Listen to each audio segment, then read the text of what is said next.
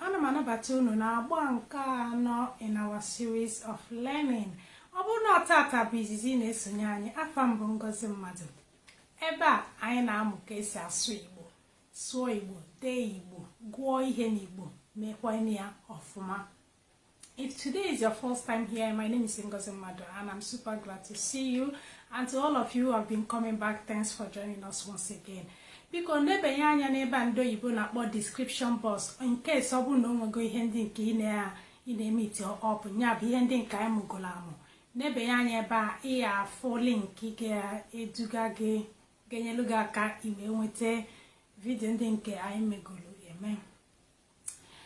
Last week nya bụ izu gara aga anyị mụrụ maka verb. Anyị kwuru maka ide ihe n'Igbo, dee ihe n'Igbo, dee ya ọfụma. Anyị kwukwere na ichi ide ihe n'Igbo, don't think English. Eji na English alphabet ka ọ bụrụ ị na-ede ihe ka ọ bụrụ English alphabet na-abata gị n'isi, maka na ime ya otu a imani ma mmetia ị na-ede ihe n'Igbo nya bụrụ mkpụrụ edemede Igbo bụ abechede. Ya bụrụ ya bụ ihe ga-adị gị n'uche mgbe ị na-ede ihe na Igbo. Anyị kwukwere afa ndị ihe ndị anyị na-edegasị na-adịghị mma, ihe dịka Ọnịcha, ihe dịka Ọka, Enugu. O nwegasịrị ụzọ otu anyị na-esi aspel ihe ndị ahụ na-adịghị mma. Anyị emegosi maka ndị ahụ n'izu gara aga. O nwere ihe m chọrọ ikwu n'izu gara aga mana echefuru m ya. Ihe a bụ na n'Igbo alfabet ihe ọbụla ị na-ede enweghị ihe dịka eni, emu ka mkpọrụ ya na English, ya bụ ni, me n'English na Igbo. O nwere ndị bụ ha chọọ ide mma ha bịa dee ni, me. Igbo enweghị that. Igbo enweghị ni na me ma ị chọọ ide ihe. Ọ bụrụ na ị chọrọ ide ihe dịka mma, mma ga-abụrịrị me abụọ, kama na ofu ya adaba ime, ofu adapụta. Ọ dị ka mmadụ chọọ ịkpọ Ngozi, ịfụ na ni dị n'afa m dị ana. Onye mere onye ọzọ onye ilochi ikpe ọ dị ka ọtala akpụ, maka onye a ga-achọ ka o tinye that eni dị na ya, mana Igbo na-ewebe ya ime. Ya bụ ọ bụrụ na iche ọbụla ị chọrọ ide, ọ ya bụrịrị emu na-abụ ọ eni na-abụ, dịka me, ne maọbụ ne, me, enweghị ya. Anyị gwere maka verb. Igbo nwere verb. N'Igbo ihe a na-akpọ verb bụ ngwa. Akwụkwọ na ị na-anya ịfụ na ngwa bụ ihe ọ na-abụ ikwuo ijemebe ihe ọbụla, ngwaje kutere m mmiri, ngwaje sụọ akwa, ngwaje sie nri, ngwaje mee nka. Ngwa nya bụ verb, action word. So anyị kwuru na ọ bụrụ na ịchọ make sentence na any sentence in the infinitive sentence to do anything, ị ewepụ ihe ị ga-eji wee mee ya bụ i or i. These two I dị na Igbo alphabet bụ ihe ị ga-use. Ịgba, ije, ịga, ibe, ide. Ịfụ na ihe ọbụla ị na-eme, those two words, those two alphabet dị na ya. Anyị kwukwere na ọ bụrụ na ị chọọ imeke sentence na past tense in Igbo verb, na ị ga-ewere arụ webata mkpụrụ okwu ụda ume niile ahụ. Ọnya ka ị ga-eji wee mee sentence ọbụla. Ya bụ ya ka ị ga-eji wee mee ihe ọbụla ị chọrọ ime na past tense, ka ya hapụ igbu oge n'ihe ndị nke anyị megoro n'izu gara aga. Mana ọ bụrụ na unu nwere ajụjụ, you are more than welcome. Drop your question in the comment section. Tata anyị kwuru na anyị ga-amụ maka izu. Anyị kwuru na anyị ga-amụ maka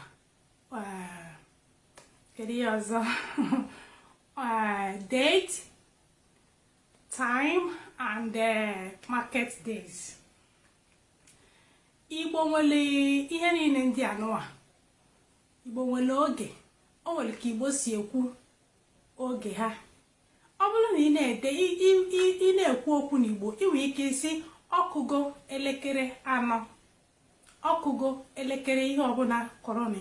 Mana ọ bụrụ na ị na-ede ya ede, ị gaghị apụta n'etiti ebe ị na-ede ihe denye 4 p.m.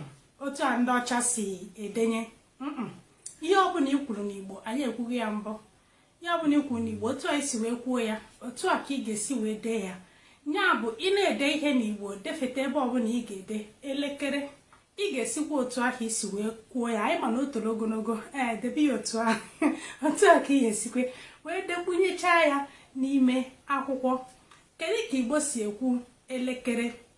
Ọ bụrụ na ihe na-akọ kịta anụwa bụ 10 minutes to 12, ọ fọdụrụ nkeji 10 ka ọ kụọ elekere 12, ma ọ bụkwa na ikwu o ji nkeji 10 na-aga elekere 12, ọ bụzi 12 p.m. ka ọ bụ 12 a.m. itinyezie nke ụtụtụ ma ọ bụkwanụ nke abalị. Ọ bụrụ na ihe dị ka 11:30 na-akụ, kedu ihe ị ga-ekwu? O jiligo ọkala, maka na ọkala bụ half. O jiligo ọkala, o jirila ọkala gafee elekere 11, ọ kụọla elekere 11 na ọkala. Ọ bụrụ na 5 p.m. na-akụ, ọ kụgo elekere 5. Otu a ka ị ga-esi wee dee ya. Ọ bụrụ na elekere 5 nke ụtụtụ, bụ na elekere 5 nke abalị, itinyezie ya otu ahụ.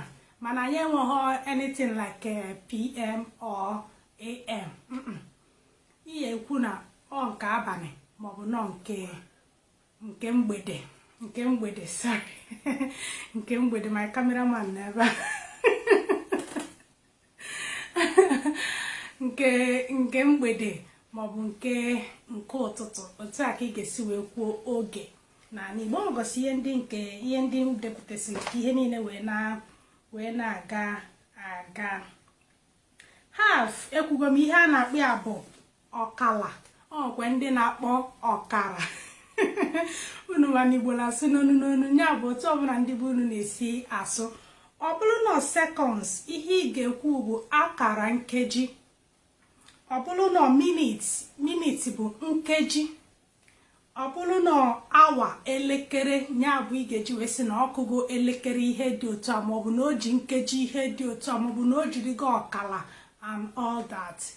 So ọ bụrụ na ihe chọrọ ikwu bụ maka ụbọchị, unu mana ọ bụrụ na ịjụọ m kịta kedu ihe ụbọchị tata bụ, mmasịla tata bụ 24. oke ihe mmasị bụ na tata bụ ụbọchị 24 n'ọnwa dị otu a, n'afọ dị otu a. Otu a ka ị ga-esi wee, ọ bụrụ na ị na-ede ede, ị nwere ike ịkpọọ ya n'ọnụ. Ihe ga-adị gị n'isi ọ bụrụ 24/05/2020.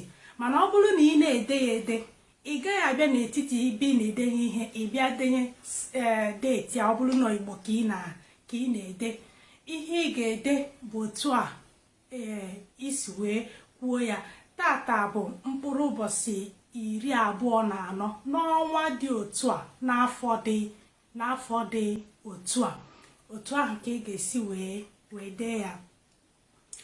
Ọ bụrụ na ị na-ekwu ụbọchị, ka anyị malụgwa nke izizi bụ na even though na anyị jikwa ụbọchị ụwa niile ji na-aga wee na-aga, ka anyị chetakwa na Igbo nwere ụbọchị nke ha. Ya Igbo nwere ụbọchị nke ha. Tata m na-eme vidiyo anụwa kịta bụ Eke. Ya bụ ụbọchị Eke, si na abịa n'ahịa izu, tata bụ Eke, tata bụ Oye maọbụ Orie, taa bụ Nkwọ, tata bụ Afọ. Otu a ka ndị Igbo si ekwu nke ha. Mana ịbịazikwa isorokwa ụmụ ụwa na-eme nke anyị na-eme. Mana ka anyị hapụ, because nke bụ eziokwu bụ na even though na anyị na-use normal calendar, but Igbo calendar still stand in Igbo land.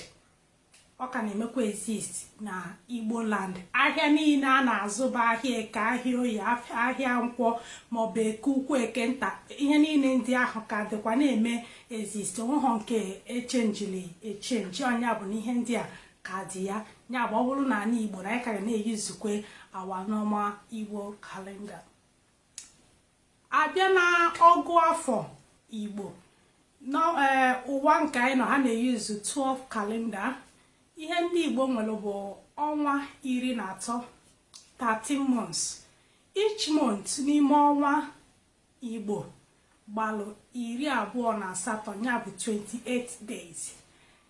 N'ime 28 days ahụ anyị nwere izu 7. Anyị adịghị ekwu izu ụka. Amakwa na mụnwa na-eme nya bụ mistake, anyị sị na nke a bụ izu ụka. Ihe anyị na-ekwu bụ izu. Anyị enweghị izu ụka. Mara unu manụ anyị na-akazi n'ụka kịta karịa ndị nwe nya bụ ụka. Ndị mmadụ na-ekwuzi taa bụ izu ụka nke izu ụka nke ọzọ. Mba, Igbo enweghị izu ụka. Ihe anyị nwere bụ izu. Ya bụ tata bụ izu nke ihe Igbo nwere bụ izu 7, ọ bụghị izu ụka 7. Ihe anyị nwere bụ izu 7. N'ime izu 7 ihe anyị nwere bụ mkpụrụ ụbọchị 4. Mkpụrụ ụbọchị na bụ nke anyị ma bụ Eke, Orie, Afọ, Nkwọ. Ahịa na-anụnwa ihe ọ pụtara n'ala Igbo dị omimi. Ọ bụghị n'ọsọsọ ahịa 4 ka ọ bụ, mana ihe ọ pụtara n'ala Igbo dị omimi. Nke a bụ ihe anyị ga-eji nwayọọ wee tọsaa kọwaa maka ya. Mụnwa nka ya ajụkwa ajụjụ, jụkwa ndị nke kakwa m wee malụ. Mana ihe eji ahịa 4 ụbọchị na eme n'ala Igbo ka nkụ. Anyị ji ekpe ekpele, anyị na-azị ya ka afa, anyị ji ya nwere nke a nara ejifu ya eme efu na ọ dị omimi. Abịakwa na the 4 cardinal points, north, east, west, south, ọkwa ahịa 4 ka anyị jikwa eme ya. Ihe ọbụla bụ ahịa 4 ka ọ gbakọtara na ya. Ihe ọzọ bụ kedu ka Igbo si ekwu ihe dịka morning, night, midnight, all of that. Ihe niile ndị a anyị nwere na Igbo. Ọ bụrụ ụtụtụ ịyasị, ọ bụrụ in the morning ịyasị ụtụtụ. Let me say tomorrow morning I will go to market. Ụtụtụ echi m ga-eje ahịa. Ọ bụrụ na ọnya last night isi abalị nyaa, ya bụ abalị yesterday gara aga, last night, yesterday's night, abalị nyaa. Ọ bụrụ na ihe ya eme next week, isi n'izu ọzọ, ọ bụrụ izu ụka ọzọ. Ihe ekwu bụ n'izu ọzọ ị ga-eme ihe dị otu a. N'ọnwa na-abịanụ maọbụ ọnwa ọzọ ị ga-eme ihe dị otu a. Igbo nwere ụtụtụ, Igbo nwere ehihie, Igbo nwere mgbede, Igbo nwere abalị, Igbo nwezikwelu midnight. Ya bụ ụfọdụ na-akpọ ya ime abalị, ụfọdụ na-akpọ ya ndeeli. Nke ọbụla anyị na-akpọ ha ncha dịcha ma ọ bụrụ na ndị na-akpọ ihe ndeeli bụrụ ndị na-akpọ ime abalị, ya bụ midnight. Ọ bụla ya. Then ihe ọzọ bụ let me say sunset, sunrise and all of that. Sunrise ya bụ oge a anwụ ji apụta. Kedu ihe anyị na-akpọ ya? Anyị na-akpọ ya ọwụwa anyanwụ, maka anwụ ka na-awapụta. Anwụ wapụta ọbụla ụtụtụ, ọbụla ehihie, ọbụla mgbede. Oluo na mgbede anwụ daba, kedu ihe anyị na-akpọ? Ọdịda anyanwụ. Amara m ihe na-akọ, amara m ma anyị emetogo aka. Unu mana anyị kwuru na anyị na-agbapụ ihe onyonyo anyị n'ọsọ. So na nchịkọta, ekwugo m na Igbo nwere ọnwa 13, ya bụ 13 months. N'ime ọnwa 13 a, otu gbalụ 28, 28, nwee izu 7, nwee ụbọchị 4. Then o nwere otu ụbọchị na-apụta na the last month. Otu ụbọchị ahụ, ọ bụrụ na ị bịa gbakọ this this 28 days in 13 months. Tinyeli otu ụbọchị a, that special day, na-abata na ngwụsị ọnwa nke ikpeazụ. Efukwa na echịkọta ihe niile anụnwa ọnụ na o nyekwela gị afọ nke ndị oyibo. Nke a bụ assignment nke ya ejeje lụọ ọrụ onwe gị. Efukwa na o nyekwela gị exactly that same thing ndị afọ ndị nke oyibo nyelu gị. Anyị ga-akọwa ọnwa ndị a n'obele ka nsi wee malụ mma enebanyekwa anya matachakwa maka na ọnwa niile ndị anụwa nwere ihe ọ bụ, nwee ihe eji ya eme. Ọ dị ka ọnwa anụwa eji eli ji na ọnwa eji akọ ihe na ọnwa mbụ, ọnwa abụọ, ọnwa ọ dị n'iche iche. Ọnwa niile ndị anụwa nwegasịrị ihe eji ha eme, nwee ihe dị omimi dị n'ime ha. Ka anyị emecha kọwaba ya na otu n'otu na nwampempe otu oge kwekwa anyị ncha nghọta. O nwere ihe m na-echefu, ọ dị m ka na abụ okwu bụ tata ebe anụ edelu m maka iche ikwu future, ya bụ ihe ka ga-eme n'iru, isi nke dị n'iru, ụfọdụ na-asị nke dị n'ihu. Ọ bụrụ na ị chọrọ ikwu present, ihe emesi ugbu a ga-ame nke a, ugbu a ị chọrọ ime nke a, ugbu a ịmago nke a na-eme ugbu a.